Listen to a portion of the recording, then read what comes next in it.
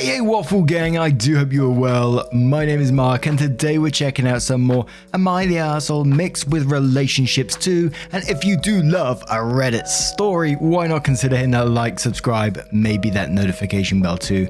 I can never express how much that really does help out, so thank you so much. And let's crack on with today's first story. Now, today's first story comes from Waste Independent. It does come with an update and it's titled, Am I the Arsehole for not waking my partner up and causing him to miss a family trip? My 26 female and my partner 28 male have 5 daughters, 7, 6, 4, 3 and 5 months. Holy moly, they're busy. For a long time, there's been an issue with him getting up to help with the kids in the morning. He thinks he should be able to sleep in on his days off of work. Well, I think he should get up when the kids and I do, or we should at least be alternating who lies in a bit. We've been seeing a therapist who has mentioned he should be helping more in the mornings. Recently, we had a family trip planned to a zoo with both of our parents, our sisters and their kids. Previously, when we've gone out for the day, I've needed to shake my partner awake several times and he lies in bed while I get the kids ready. He'll finally get up 5 minutes before we leave as I shout at him I'm getting in the car. I've mentioned to him that this is very frustrating as it's a lot of work getting the kids ready to go out and it's not fair to leave it up to me while he lies in bed. He'd apologize and promise that next time he'd get up and help. The night before the trip, I told him I'd need him to be awake at 6:30 am so we could get everyone ready to leave by 8 am. He said he'd set an alarm and we went to bed. My alarm went off at 6:30 and I got up while my partner kept sleeping. I decided I wasn't going to wake him this time and continued getting the kids ready. At 8 am he was still sleeping, so I loaded the kids in the car and we set off. We arrived at the zoo at 9:30 am and his family asked where he was. I mentioned he was still in bed and chose not to come. At 10:15 am I got a phone call from him asking where everyone was. I said we went to the zoo as planned and I waited for him to get up, but he never did. He got really mad and told me that I should have woken him up like I always do and I caused him to miss the trip. He then called his mum and complained to her, who yelled at me in the middle of the zoo that I was being unfair and I should have given him a shake to let him know he needed to get up and that I was about to leave. My mother jumped in and said it wasn't my responsibility to get him out of bed and he needed to take responsibility for himself. A few more words were exchanged and his family stalked off for the rest of the trip. I had a blast with my kids, parents, sister, and my nephews. When we got home, my partner started on me again about how I should have woken him up. So, am I the arsehole for not waking him up and going without him? A few things have come up that I want to clarify. He wasn't always like this. When the oldest 2 were little, he was always up with them. He even gets up before anyone else to cook breakfast before going off to work. We had to move in with his parents at one point and that's where things started to change. His family are incredibly misogynistic. Dad works, then comes home, watches TV, drinks a beer while his mum does everything else, including getting him up for work, etc. These beliefs seem to have rubbed off on him and his mum is very quick to tell him something is the woman's job. He's seeing a therapist independently who has suggested some form of depression. He's generally pretty good otherwise. He will help with dinner, cleaning, putting the kids to bed, etc. He's not entirely useless. Getting out of bed in the morning is a long-standing issue though. He had a vasectomy after baby number 4, which turned out to be incomplete, had a hysterectomy.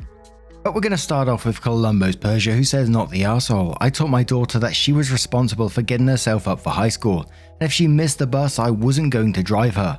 She never missed the bus. Old Calligrapher says, not the arsehole. 1. Your husband takes you for granted. He has no intention of helping you and knows you'll always take care of the kids. He seems to think parenting has a day off when it never really does and he has to share responsibility. 2.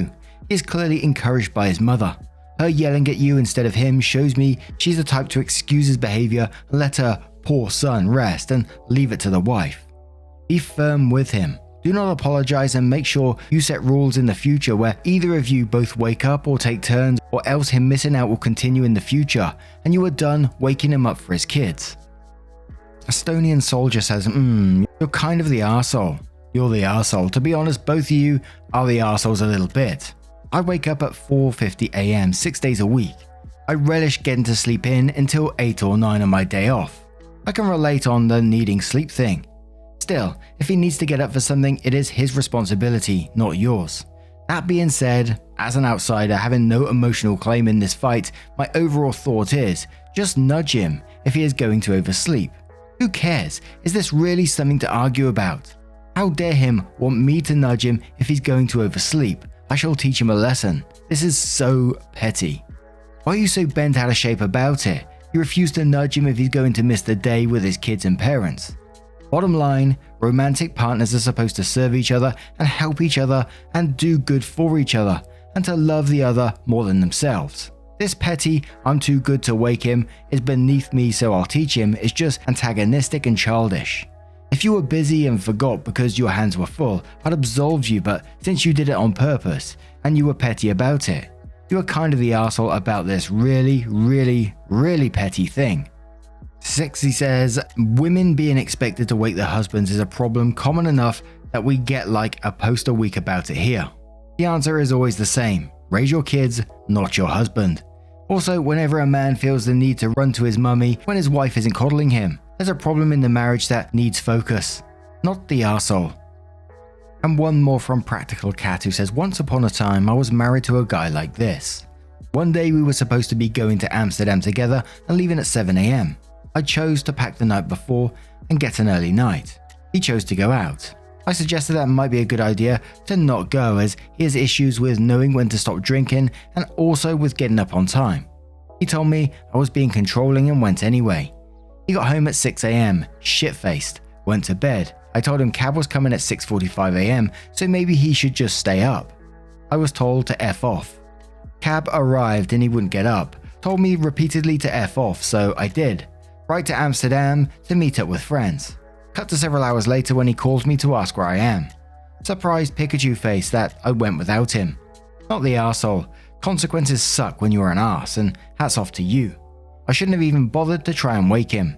And no, the marriage did not last. So then OP went on to update the post, which said, after posting this, I received messages expressing concern and advice, so I thought I'd update about how things turned out. This morning after this incident, my partner got out of bed when the kids did and took the older girls out for breakfast. Later I asked him if he'd be willing to read the thread and he agreed. He was very subdued afterwards and didn't say much except for agreeing that he was an arsehole. The next day he took off work and saw his GP. Started on antidepressants and we had a long talk. He was ashamed by how he was acting and to see strangers comparing him to children. He cried when he realized how much he was letting everyone down, especially his daughters who will grow up thinking this is normal behavior. He confirmed that this all started when we lived with his parents a few years back. He left home at 17 to get away from his mother, and she told him he'd fail as men need a woman to look after them. He felt like a failure, so it was easy for his mother to feed him other ideas, and she would also manipulate things I did to look like he was incompetent as a person. Example, I'd tell him to relax and I'd handle the dishes, and his mother twisted it into me thinking he was incompetent, so he should just stop helping at all. He'd wake up feeling useless, and she managed to convince him that he was unhappy because I wasn't taking care of him the way a wife should. He decided to go no contact with her, which didn't go well. She cried and told him he was a horrible son for abandoning his mother, and that I was trying to control him by forcing him to do it. He blocked her, but she just used different numbers to continue calling him. After a week or so, he ended up changing his number, and we haven't heard from his family since. He brought up that he was unhappy at work as it wasn't stimulating enough, but he felt like he couldn't leave. I offered to pick up some part-time work, but he said no. He talked to his boss and took some time off and eventually quit. He spoke to my dad, who used some connections and got him a good job at his company. The new job is primarily work from home position, so he is able to help with the girls more and has a lot more free time. He is able to take the girls to school and watch them play while he works, which they all enjoy. Before he started the new job, he booked a trip for us to go to the snow for a week. We had a blast and it was lovely to see him relaxed and happy and enjoying our girls and life. He promised to be more honest about how he's feeling, and our relationship has improved immensely. Thank you for everyone who gave judgment and advice. As he says, it really helped him see things more clearly, especially the toxic relationship with his mother. I think that's a pretty lovely update that someone's recognized their wrongs and is trying to correct it in the best way possible. Gone to see their GP is, on antidepressants to help them through it as well. And although it seems like everything happened and changed really quickly, I hope that they can continue, on this positive path for their family. But what do you guys make of this situation? Let me know your thoughts down in the comments below, and let's move on to another story. And our next story comes from this lovely love who says, "Am I the arsehole for being the reason my friend's daughter had to go to the hospital? I know the title sounds horrible, but I don't know how else to put it. I am not a very busy person. I don't start college until September and I don't have a job, so not much to do. A few weeks ago, my friend Alice, 22 female, came to my door with her daughter Millie, 3 female, and told me she really needs me. Apparently, she had an emergency to attend and she needed an urgent sitter. She didn't really ask and just gave me the kid and a bag of toys and books and told me she would be back in a few hours. I have no problem with this. Millie is a very sweet kid and she knows me well enough to be comfortable around me. Still, it was a bit unexpected, but I was going out to the cinema, so I thought I would take her with me and we'd walk around a bit and watch something. Everything went smoothly. We watched the movie together, Millie seemed happy and I was enjoying my time as well.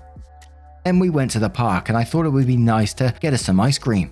We both had vanilla swirls and she seemed to enjoy it for a bit, but as soon as we got home, she started throwing up and developed what seemed to be a rash.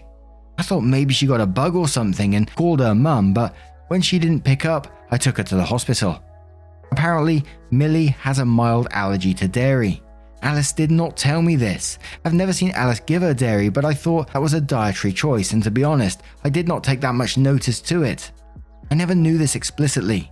She was safe and nothing bad was going to happen to her, but she was obviously very uncomfortable until the antihistamines kicked in. I kept calling Alice and she only picked up a few hours later, and as soon as I told her we were at the hospital, she got furious. When she came in, she yelled at me, telling me I was trying to kill her baby because I had to take care of her on such short notice, and I was an idiot for not knowing her child would react like this to ice cream. I apologized many times, sent them cards and a present for Millie, but apparently she's been telling our group of friends that I tried to hurt Millie and I should not be trusted around children. Some of our friends berated me for my lack of attention and told me I would have to carry the responsibility if anything worse had happened to Millie. I tried to explain I didn't know and nothing worse was going to happen, and I did my best to help her, but it still became a divisive event. Am I the arsehole? Is it really all my fault? I really want what's best for Millie and I would never do anything to hurt her.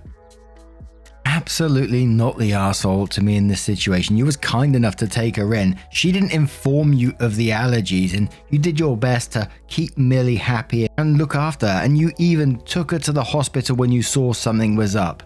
And what was going through the mum's mind in this, that, she knows her child has an allergy, but doesn't inform the person she's dropping them off with. I know they might have been, it was an emergency, what was happening with them, but surely still, your child is priority in that moment. You're trying to get someone to look after them. You've got to tell them that they have an allergy, one that can put them in hospital, or potentially put them in hospital. They have to be taken there.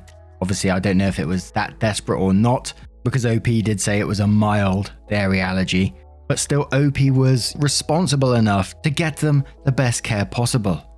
But ATV says, not the arsehole. Your friend is a moron for leaving her daughter with people and not informing them about her allergies.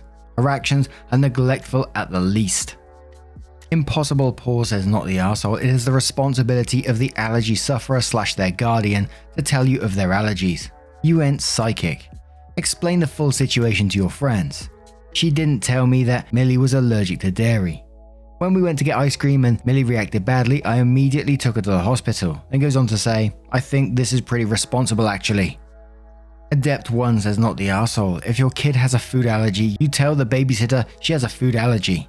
If it's a milk allergy and not a casein intolerance, which it sounds like it is, that can be fatal.